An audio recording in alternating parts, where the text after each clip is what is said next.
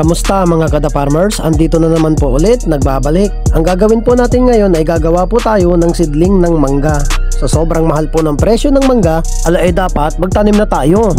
Bago ang lahat, nagpapasalamat po muna ako sa social media, lalong-lalo na po sa YouTube. At may bago na naman po tayong tutorial video na talagang makikita nyo kung paano ang technique sa pagpatubo ng mangga. Kaya wag na po nating patagalin at simulan na po natin. Kailangan lang po natin ng buto ng mangga. At pagka may buto na po tayo, ipapakita ko na naman po sa inyo ang sikreto ko kung paano mabilis patubuin ang mangga. Gamit lamang po ng cutter. Walang biro, cutter lamang po at plies. Kung ayaw nyong maniwala, edi wag. Simulan na nga po natin kung paano ang ginagawa ko. Ayan mga kaibigan, mga kada-farmer, tignan nyo po ng maigi kung ano ang ginagawa ko. Gamit lamang po ang plies at ang cutter. Yan po, may dinukot na po ako.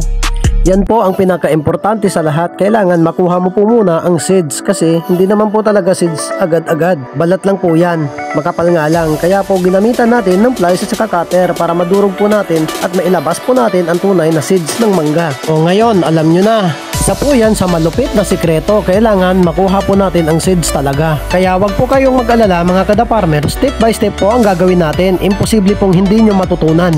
Kailangan lang po natin dito persaheng masira ang balat. Pero dahan-dahan lang po baka madamay ang buto.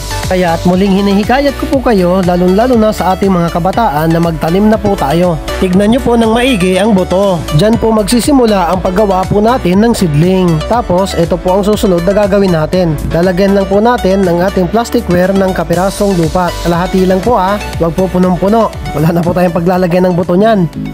Tandaan nyo po isa din po ito sa pinaka-importante. Ito po ay pinakamahalaga. Kasi dito po natin patutubuin ang ugat. Hindi po natin kailangan direkta ilagay sa black pot. Alam niyo po ba kung bakit? Kasi meron din pong proseso dyan at panoorin nyo lang po. Mga kada-farmer, atin-atin lang to sikreto lang. Basta isalansan lang po natin ng maigi ang ating mga seeds. Ganyan lang po kasimple. At kapag hindi naman po lumabas ang ugat, nagkadayaan na po. Sana po mga kada-farmers, nasusundan nyo po ng tama ang mga ginagawa po natin. Magtiwala lang po kayo sa mga kabalbalan na pinagagawa po natin at tinitiyak po natin na tutubo ang buto. Huwag nyo lang pong kalimutang basain ng tubig. Gumamit na po tayo ng sprayer para mabasa po lahat para pantay-pantay. Sa pagkakataong ito mga kada-farmer, sunod-sunod na po ang ginagawa po nating technique. Pagkatapos po natin basain ng tubig, tabunan na naman po natin ng lupa. Yung sakto lang po. Mahalaga din po ito, kailangan pantay-pantay lang po lahat. Alam nyo po ba kung bakit? Para matakpan po natin ng maigi. Pagkatapos po natin lagyan ng lupa ang lahat, edi pasadahan ulit natin ng spray. Basain lang po natin ulit. Alam nyo po ba mga kada-farmers kung bakit ko binasa ulit? Wala lang kasi akong maisip na Joke lang, siyempre nakakatulong din po ito para mabilis lumabas ang ugat. Pagkatapos po, takpan lang po natin. Importante po ito Alam niyo po ba kung bakit natin tinakpan? Upang mapersang lumabas ang ugat. Ngayon, alam niyo na mga kada-farmers. Pagkatapos po, wala na po tayong ibang gagawin kundi mag-antay. Antayin na lang po natin na lumabas ang ugat. Pagkatapos po ng 2 araw, bisitahin na po natin kung ano na po ang improvement at bubuksan po natin. Kakalkalin po natin ito para wala pong daya. Tandaan nyo mga kada-farmer, purong sekreto ito. Walang halong biro o kaya echos. Teka, kaninong aso ba yon? Pagmasdan nyo po ng maigi mga kada-farmers, ito na po ang mga buto natin, buhay na po. May mga ugat na po yan, hindi ko lang po pinakita, baka madami na po kayong makita sa aking mga sekreto. After 5 days, ito na po ang itsura niya. Tignan niyo po ng maigi mga kada-farmers. Tumubo na po. Partida po ang isang buto niyan, dalawa-dalawa po ang tubo. Paano nga po kasi pinilit po nating patubuin.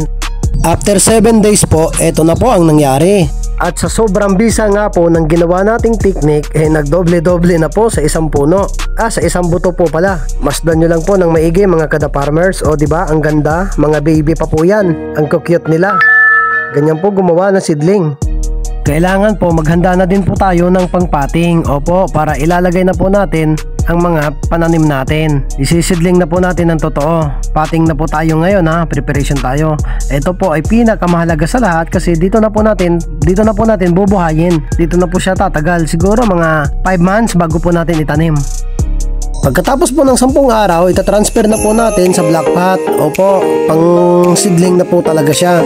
O di ba, ang dali lang gawin, simple lang, basic lang. Basta sinusundan nyo lang po yung mga technique na talagang binibigyan natin ng diin na talagang magagawa nating patubuin. Kaya kung madalas po kayong kumain ng mangga, edi gawin nyo na po ito.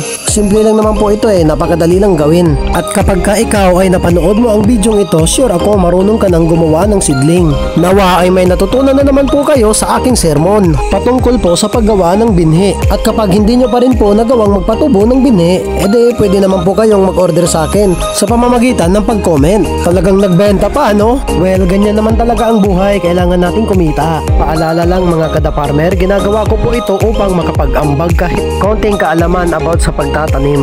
Hindi upang sumikat. Kung sumikat man, well, bonus na yon. Balik po tayo sa pagpapating, kailangan lang naman po dito ay mailagay ng maayos ang ugat ng mangga. Pagkatapos po, diligan po natin. Gumamit na po tayo ng sprinkler para pantay-pantay po ang pagkabasa ng lahat. Bago po magtapos ang mga kabalbalan ng mga pinagagagawa ko po dito sa YouTube, ang inyong kada-farmer muling nagpapasalamat sa walang sawang pagsuporta at panonood ng aking mga video. Hanggang sa susunod na kaalaman.